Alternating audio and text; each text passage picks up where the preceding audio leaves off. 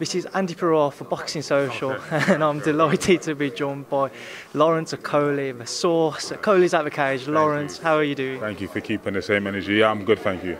It's good to hear. Obviously, I know he was originally meant to fight Shawn Miller on Saturday night. Just talk about why that fight isn't going ahead now. He decided not to get on the plane for whatever reason. It's obviously a bit frustrating because, you know, he was a decent enough opponent.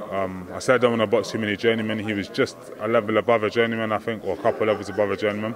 But, you know, it is what it is. We'll see what happens. Yeah. You find yourself in this frustrating position now. Obviously, the British level you've mentioned just doesn't interest you, but there isn't really a gap between British to world level. How are you finding trying to juggle that, and how are you finding trying to find an opponent who will challenge you? It's difficult because people talk about fighting me a lot.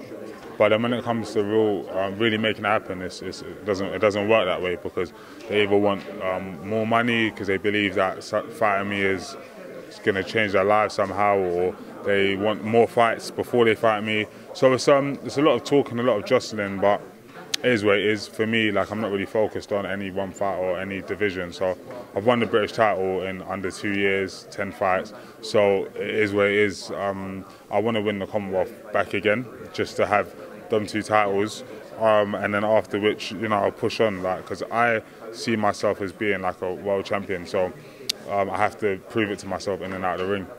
What level do you believe you're fighting at the minute, or what level do you feel you'd be comfortable to step up to? Fighting at the moment British, because it's only been British title, but I don't think I've really had any like major scares or anything like that at this level. So I'd obviously say I'm a level above British level, but we have to prove it in the ring. So yeah. At the workout yesterday, there was a little kick-off. I'm not sure who it was because I was stood on the other side of the ring. What happened at the workout? I just feel like another fighter from Britain who wants to attach their name without any real work took an opportunity, and I don't blame him for it, but to me, I'm getting bored and tired of it, you know, all of the hype and stuff. Like, I've realised that with myself, and that hype and performances are 2 different things. Like, so I've obviously got a lot of hype behind me, but I'm more interested in being a good fighter. You know, I could easily create more of a hype boxing, 10 more journeymen or whatever, and getting all the KOs, but all of it don't interest me, so same as that.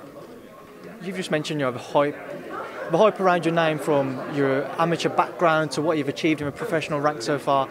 For as much of a blessing as it is, has it been a bit of a hindrance in that sense, that people are just trying to attach themselves to you, and it's caused issues trying to get opponents? Yeah, so yeah, like you said, that's a good point as well. So the positives, obviously, you know, I get stopped in the street, I might get a free drink or free meal or whatever else, but there's obviously hindrances that where I'm still in the learning stage, but I'm sort of being fast-tracked because of the hype and because the fact that people don't really want to fight me. So it's a blessing and a curse, yeah, definitely.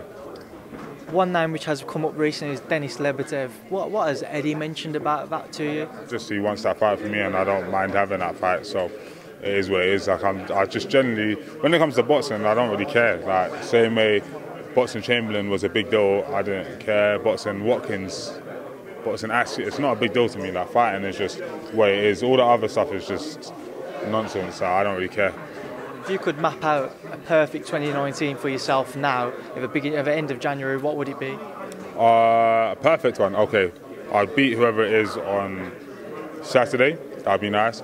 Then go on to beat a Camacho, so I'm British and Commonwealth champion. Then go on to beat the European champion, so that I'm British, Commonwealth, European, and then go for like a Lebedev or whatever. I don't know what belt he has, but take that. And then Kevin Lorena, he's an IBO world champion, he's also Southpaw, so it would be Camacho, Southpaw, Lorena Southpaw, and Denis Lebedev Southpaw, and then the best Southpaw of them all. Lawrence, I just wanted to get your opinion, man, on the heavyweight division. One of your old GB teammates, Anthony Joshua.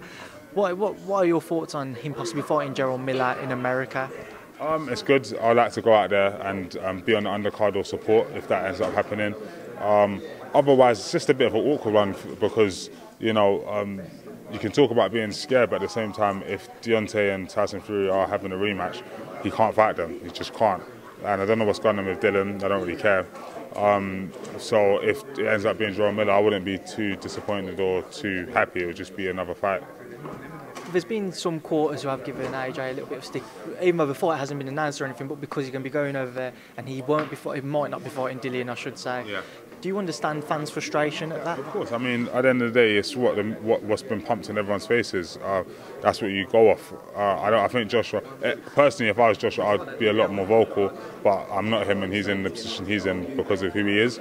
But I would be a lot more vocal about what's been going on behind closed doors and stuff like that, because he's so quiet and because he's so comfortable within himself, the other sides get to tell the narrative, and that's all people have to go off, so that's all they're going to go off. Well, Lawrence, I appreciate your time. I know you're going to shoot off now, so thank you for speaking to Boxing Social. Yes, big up.